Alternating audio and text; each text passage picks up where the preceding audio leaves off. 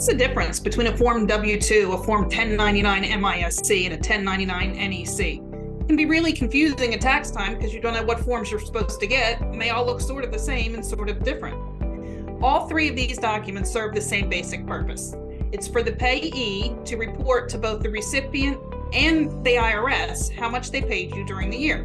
This way, the IRS can make sure that the recipients are including that income on their tax returns, and it's also a nice, concise record of how much someone paid you throughout the year. A W-2 is for employees.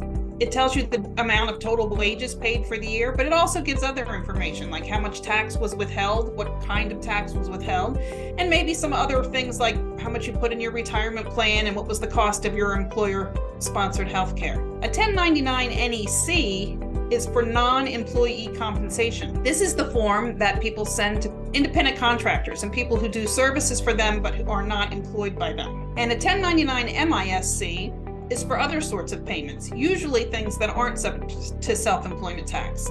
Things like royalties or rent go on this form. Remember that only businesses need to issue 1099s. A person might hire someone to cut their grass or clean their house, but they don't need to issue a 1099. What's important to remember, however, is that whether or not you receive a form has no bearing on whether or not that income is taxable to you.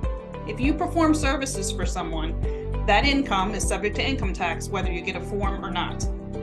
If you have more questions, please feel free to reach out to an Alloy Silverstein advisor.